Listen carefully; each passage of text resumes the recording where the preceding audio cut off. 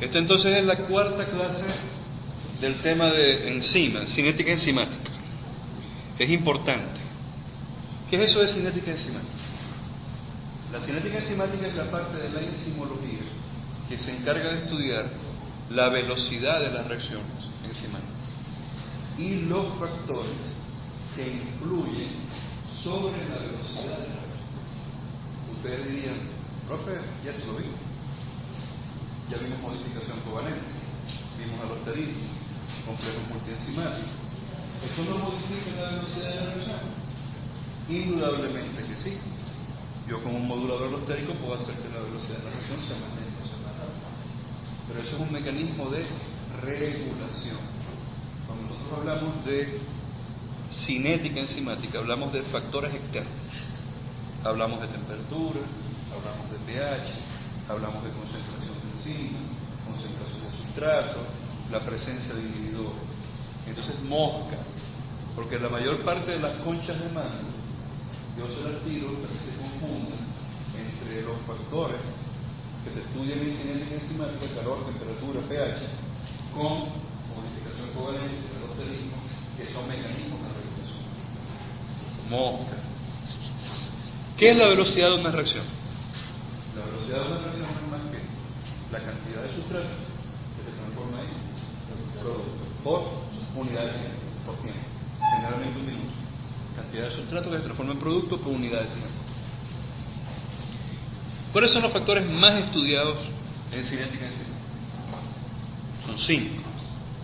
La concentración de la enzima, la temperatura, el efecto del pH, el aumento progresivo de la concentración de sustrato y la presencia o no de inhibidores. Profe, ¿y la del alosterismo y eso? Solamente de la regulación. Eso es regulación. Solo regulación, y aquí la concentración. Eso es cinética enzimática.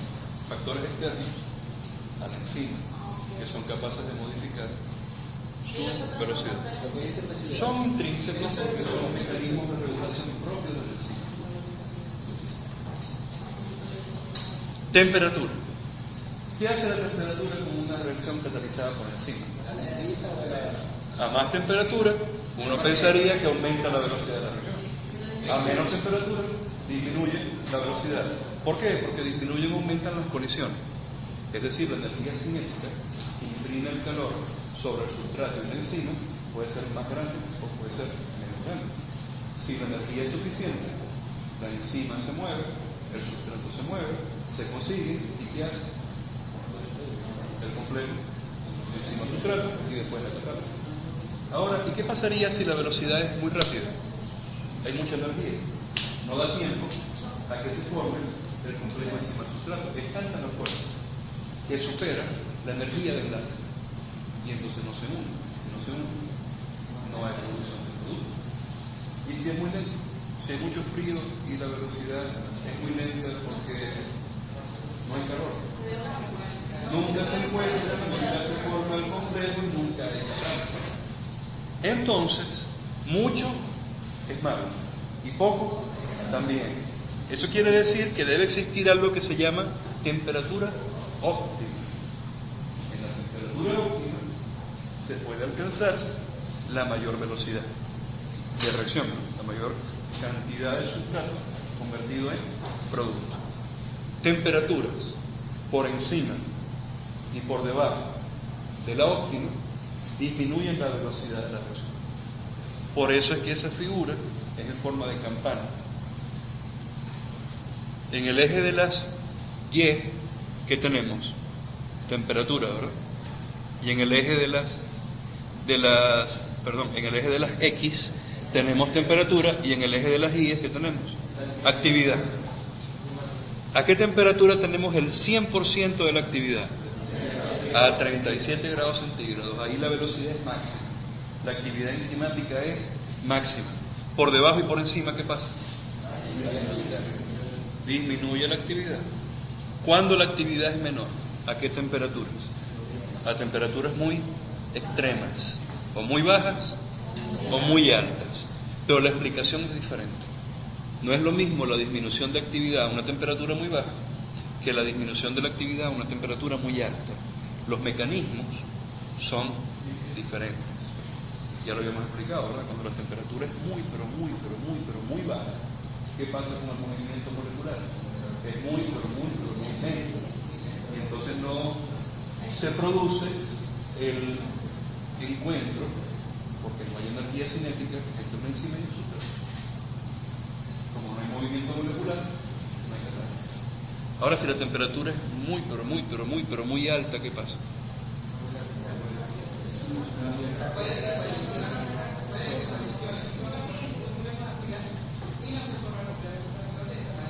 Eso es una posibilidad. La otra posibilidad es que si hay mucho calor, los enlaces débiles que hay dentro de la estructura terciaria de la enzima se rompen y la enzima se desnaturaliza. Y entonces la velocidad cae abruptamente, la velocidad de catálisis cae abruptamente. Y hay combinaciones, ¿no?, entre velocidad y ruptura. Fíjense que después de los 40 grados, ¿qué pasa con la actividad? Cae de forma importante. Y ya a los 70 grados casi no hay actividad. Y a los 100 grados, cero. Salvo que, y solo que, sean organismos que están acostumbrados, que están adaptados a las temperaturas extremas, los extremófilos, que pueden sobrevivir tranquilamente a 100 grados centígrados, en vapor, en Yellowstone, en el etc. Sí, o incluso a grandes presiones o a temperaturas muy bajas. En el fondo del mar, a 10 kilómetros, en la fosa de las Marianas, hay organismos tubulares que están tranquilamente sobreviviendo a unas presiones 1000 veces por encima de la presión atmosférica y a temperaturas de 0 grados centígrados. Tranquilamente. ¿No lo han visto en Discovery? Unos gusanos tubulares, están viviendo tranquilamente y hay enzimas. Y están actuando adaptadas a esa media. Ahora, si todas las enzimas están hechas de aminoácidos, ¿cierto?, y tienen cadenas laterales, ¿qué hace que las enzimas de esos microorganismos puedan estar tranquilamente con su sitio catalítico bien bonito a 100 grados centígrados? Son los mismos aminoácidos de nuestras enzimas. ¿Qué arreglos estructurales permiten que a esa temperatura los sitios catalíticos estén chetos? Esa es una pregunta que se van a llevar para su casa y la van a responder. Casi siempre es pregunta de examen.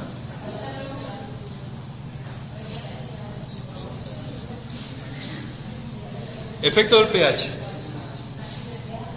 Ya de esto también hemos hablado. Hablamos que cambios en el pH, es decir, cambios en la concentración de hidrogeniones o de iones hidroxilo que tienen carga, pueden unirse a elementos cargados de la enzima del sitio catalítico y pueden cambiar la conformación tridimensional del sitio catalítico. Y eso puede hacer que la velocidad simplemente disminuya. Entonces, cambios importantes en el pH producen cambios importantes en la conformación del sitio catalítico. Sin embargo, hay enzimas que actúan muy bien a pH 7 y hay enzimas que actúan muy bien a pH 1 y hay enzimas que actúan muy bien a pH 2, dependiendo del medio. Por ejemplo, no, sino que su estructura tridimensional está adaptada para tener una gran actividad a ese medio.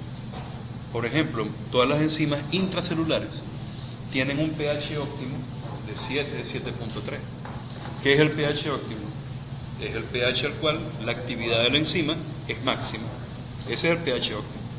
Ahora, una enzima que tenga un pH óptimo de 7, ¿vos crees que puede actuar bien en el estómago? ¿Cuál es el pH del jugo gástrico? 1. Si yo pongo esa enzima ahí, ¿vos crees que esa enzima va a actuar muy bien? No. Es más, la amilasa salival, la amilasa que está en la saliva, cuando uno traga la saliva llega al estómago. ¿Qué le pasa a la amilasa salival cuando está en el estómago? Se inactiva, porque no es su pH óptimo. Igual, el pH del jugo pancreático es 12, 11. Entonces, enzimas que son de pH óptimo 7 no van a actuar bien en ese pH. Entonces, ¿cuál debería ser el pH óptimo de la enzima que esté en el estómago? 1. ¿Y cuál debería ser el pH óptimo de enzimas que estén en el intestino delgado? 12, 10, 11. ¿Y las que están dentro de la célula? 7. Ahí están los gráficos. Vamos al gráfico A. ¿A cuál pH se alcanza el 100% de la actividad? A 7. Entonces el pH óptimo de esa enzima es 7. Si yo esa enzima la saco de 7 y la pongo en pH por encima y por debajo, ¿qué pasa con la actividad? Se reduce. Se reduce. Ahora, en la B, ¿a qué pH la actividad está en el 100%? 1, 0, cercano a 0. Esa sería la gráfica del pH óptimo de una enzima que trabaja bien a nivel de pH muy bajo, es decir, en estómago. Y la otra, que es al revés, ¿cuál es el pH óptimo de la otra? 13. Esa es una enzima que operaría muy bien a un pH cercano a 12. Entonces fíjense que las curvas son diferentes. Yo les puedo poner en el examen una curva y le digo, dígame el pH óptimo de esta enzima. Ustedes buscan la actividad máxima y el pH de la actividad máxima, ese es el pH óptimo. Pues, ¿perdón? No tiene ningún interés. Ahora sí me dais la sugerencia, no me des idea de qué se te puede dar. Entonces, efecto de la temperatura, efecto del pH, concentración del sustrato. En el eje de las X tenemos la concentración del sustrato y en el eje de las Y tenemos la velocidad de la reacción. ¿Qué podemos ver de esa gráfica? Que en la medida que yo incremento la concentración del sustrato, ¿qué pasa con la velocidad? Aumenta. Ahí está bastante claro. Si yo tengo una concentración de sustrato de 1, la velocidad puede ser 3. Si tengo 2, es 5. Si tengo 3, es 7. Si tengo 5, es 9. Si tengo 6, es como 9.5. Si tengo 7, es 10. Si tengo 8, es 10. Si tengo 9, es 10. Si tengo 10, es 10. Si tengo 11, es 10. Si tengo 12, es 10. Y así sucesivamente va a seguir siendo 10. ¿Por qué? Hay un momento que los sitios analíticos están. Tengo tanto sustrato que todo el sustrato se mete en todos los sitios catalíticos y tengo más sustrato para seguir entrando en la medida que yo voy a transformar el sustrato en producto. Estoy trabajando en condiciones de saturación. Tengo muchísimo sustrato, muchísimo. Eso se llama sustrato en exceso. Cuando está en exceso, hay tanto esperando por entrar que la velocidad no varía. ¿Cómo haría yo para aumentar más la velocidad? Aumento la enzima. Si yo meto más enzima, tengo más sitio catalítico, tengo más sitio catalítico, la velocidad vuelve a aumentar. Bueno, sí.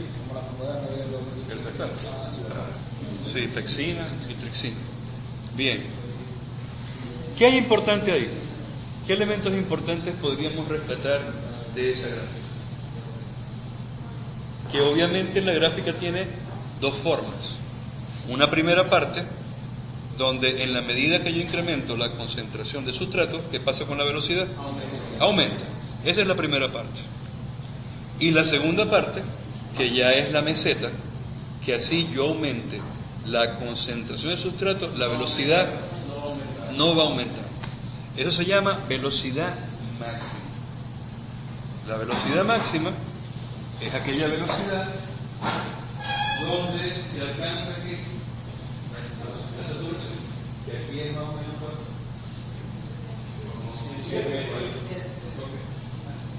Entonces nosotros alcanzamos la velocidad máxima a una concentración de cuánto de sustrato? De 7 moles por litro. Correcto. Eso es interesante. Entonces, ¿qué pasa? Que los sistemas enzimáticos se pueden saturar si yo incremento mucho la concentración del sustrato. Eso es una de las características básicas de los sistemas enzimáticos. La saturabilidad, porque el número de sitios catalíticos es limitado. La cantidad de moléculas de enzima no es infinita, por lo tanto la cantidad de sitios catalíticos tampoco es infinita. Entonces, si yo añado suficiente sustrato, existe la probabilidad de que mi sistema se sature y la velocidad no aumente, así yo incremente la cantidad de sustrato. Good. Ahí hay lo que se llama KM. Ven abajo, KM. La famosa constante de Michaelis, o Michaelis-Menten, que fueron los dos investigadores que estudiaron eso. La constante de Michaelis dice lo siguiente, o es lo siguiente: es la concentración de sustrato que se alcanza a la mitad de la velocidad máxima. Fíjense lo que dice. Es la cantidad de sustrato.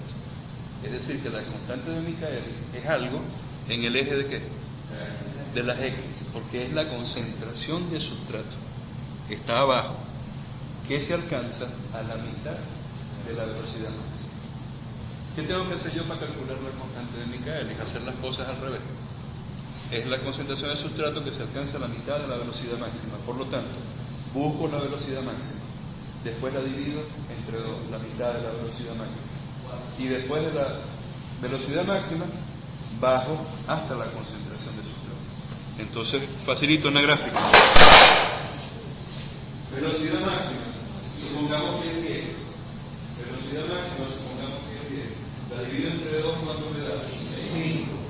En el 5 paso una línea completamente perpendicular al eje de la guía y la llevo hasta la curva. Y después en la curva, otra perpendicular al eje de la X, hasta atravesar el eje. Y me da entonces la constante de Michaelis. ¿Cuánto es la constante de Michaelis? 2.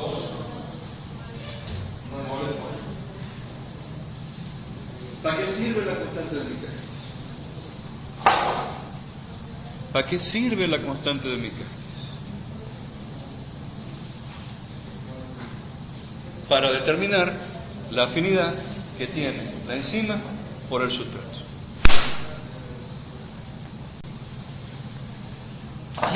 Bien. ¿Qué diferencia hay entre el primer gráfico, ese, y el segundo gráfico?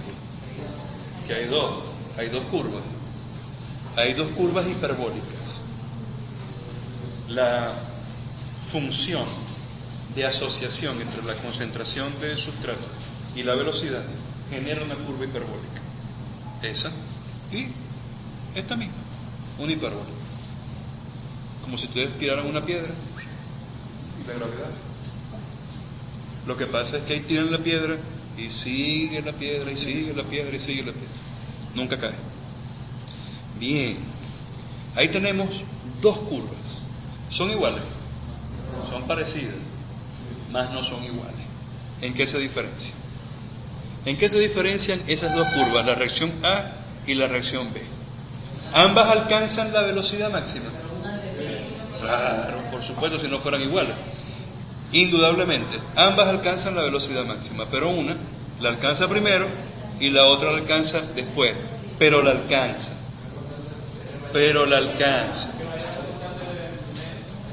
De Michaelis-Menten. ¿Las constantes de Michaelis-Menten son iguales?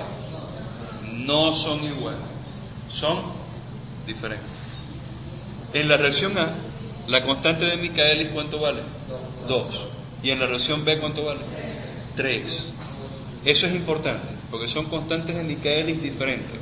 Y por lo tanto, la afinidad de la enzima por el sustrato es diferente. Ahí tenemos dos enzimas, una para la reacción A y otra para la reacción B. Y cada una de esas dos enzimas, evidentemente, es distinta. No es la misma enzima. Porque si fuera la misma enzima, ¿cómo fueran las constantes de Michaelis? Iguales. ¿Y cómo serían las curvas? Iguales. Entonces no puede ser la misma enzima. Pero ambas enzimas catalizan la misma reacción. Convierten A en B. La misma reacción. Pero no la catalizan igual. no tienen la misma afinidad. ¿Cuál enzima tiene más afinidad por el sustrato? ¿Con cuál requerimos más sustrato para alcanzar la velocidad? Con la B. Entonces quiere decir que si yo requiero más sustrato, mi fuerza de atracción es menor. La A, que requiere menos sustrato, con un poquito, lo agarra y la jala de una vez con los ojos cerrados. En cambio la otra tengo que tener mucho para que ella pueda agarrar. Entonces la reacción A, que tiene una constante de Michaelis menor, tiene mayor afinidad. Y la que tiene una constante de Michaelis mayor, tiene menor afinidad. Esto quiere decir que la constante de Michaelis es inversamente proporcional a la afinidad. A menor constante de Michaelis, más afinidad. A mayor constante de Michaelis, menor afinidad. ¿Qué tal? Eso es pregunta de examen. ¿What?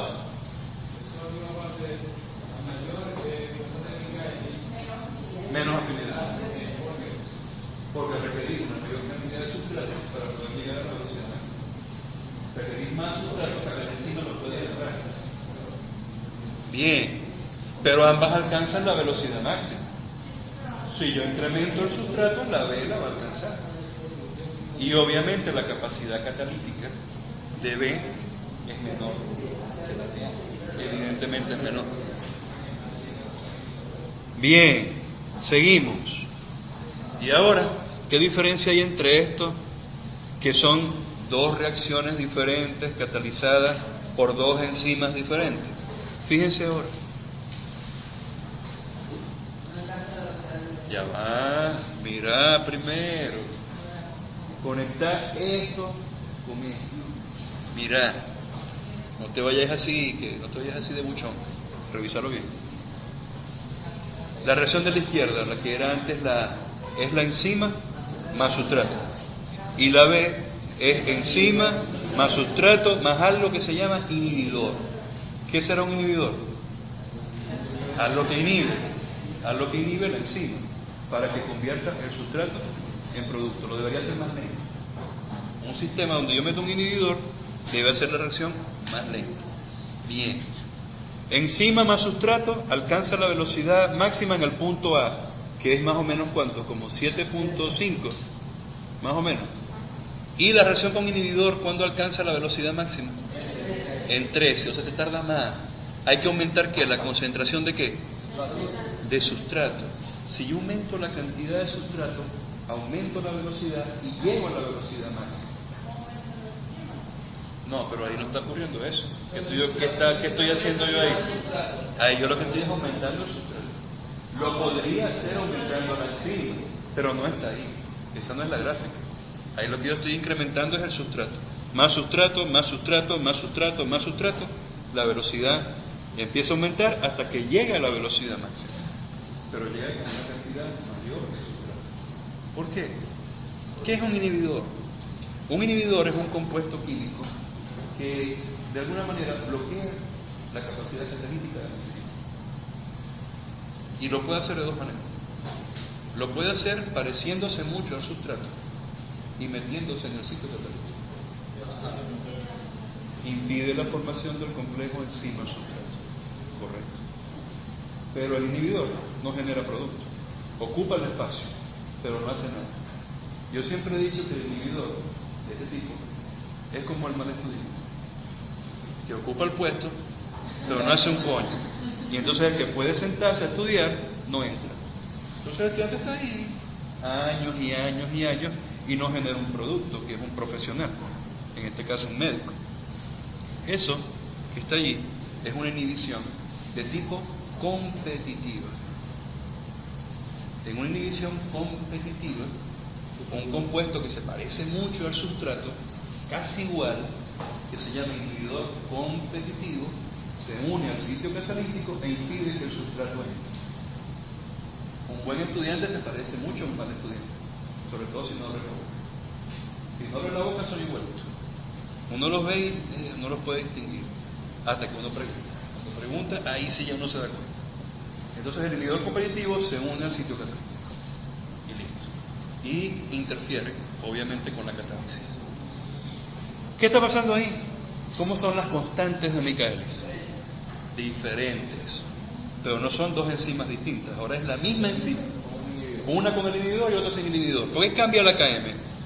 ¿Dónde se mete el inhibidor? En el sitio catalítico, y cambia ya no la conformación tridimensional, cambia la estructura química, porque lo que tenemos ahora es un complejo enzima, inhibidor, que está todo el tiempo ahí. Ya eso no es enzima, ya eso no es inhibidor, aparte. Ahora es un complejo enzima inhibidor, que es otra cosa, es un compuesto químico completamente diferente.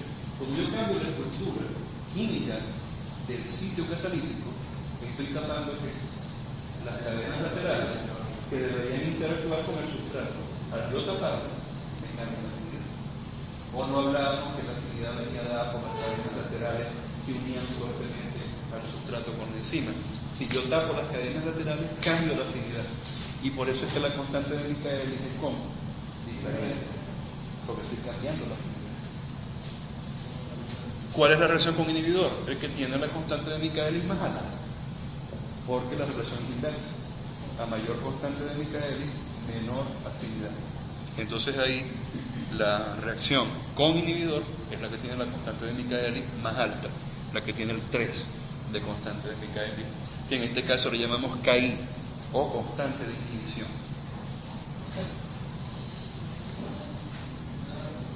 ¿Y por qué se alcanza la velocidad máxima? ¿Y qué hace el sustrato? No, el sustrato compite con el inhibidor y lo saca del sitio catalítico, lo desplaza del sitio catalítico y se mete el sustrato original. Es una competencia.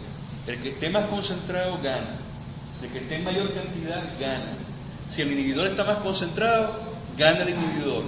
Si el sustrato está más concentrado, gana el sustrato. Y como ahí estoy aumentando la concentración del sustrato, ¿quién va a ganar? El sustrato. ¿Cuáles son las características de un inhibidor de tipo competitivo? 1. Se parece estructuralmente al sustrato. 2. Como se parece, compite con el sustrato, ¿por quién? Por el sitio catalítico. 3. Al incrementar la concentración del sustrato, desplazo al inhibidor y alcanzo la velocidad máxima. Después, ¿no? Pero la alcanzo. 4. 5. La KM se modifica. La KM se modifica, no es igual. La KM es mayor en la reacción con inhibidor y es menor en la reacción sin inhibidor. Fácil. Y esa es igual. ¿Se parecen? No. Bueno, sí. El punto es por qué. El punto es por qué. Si alcanza la velocidad máxima de la reacción sin inhibidor, nunca se alcanza. Así yo aumente la concentración de sustrato, no logro alcanzar la velocidad máxima. Agarro una meseta, pero no llega a la velocidad máxima. No llega, lamentablemente. ¿Y cómo son las constantes de Michaelis? ¿Iguales o diferentes? Veanlo en el gráfico, ahí está. Son iguales, igualitas, 2. ¿Se altera la afinidad si las constantes de Michaelis son iguales? No, la afinidad es la misma. Quiere decir que el sitio catalítico en la reacción con inhibidor está intacto. Las cadenas laterales, ¿cómo están? Libres. Están libres. La afinidad no cambia. El sitio catalítico está ahí. No está ocupado por nadie. A lo mejor tiene una conformación adversa, pero las cadenas laterales ahí están. No están ocupadas por nadie. Cambió la conformación tridimensional, mas no cambió la estructura química. No está ocupado, pero tiene una configuración fea, no entra el sustrato. Eso es típico ¿de quién? De los moduladores alostéricos. Negativo. Correcto. Bien, bien. ¿Hay desplazamiento? No. En la medida que yo aumento la concentración del sustrato, el sustrato no puede desplazar al inhibidor. ¿Por qué? Porque no se parecen. ¿Por qué más? Porque no están unidos al sitio catalítico. Entonces no puede haber fenómeno de desplazamiento. Tendría que ser muy parecido para que haya desplazamiento. Aquí pareciera que no se parecen. Pareciera. Esto se llama inhibición no competitiva. Un inhibidor no competitivo no se parece en nada al sustrato. Como no se parece, no se une al sitio catalítico. Se tiene que unir a un sitio diferente al sitio catalítico. Generalmente, ¿a qué sitio? Al sitio alostérico. Cuando el inhibidor no competitivo se une al sitio alostérico, cambia la conformación del sitio catalítico, se mantiene, no está ocupado, pero no puede entrar el sustrato.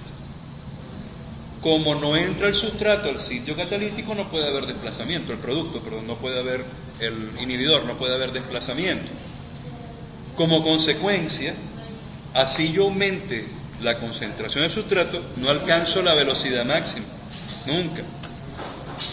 Y como yo no estoy cambiando la afinidad, las constantes de Michaelis son iguales.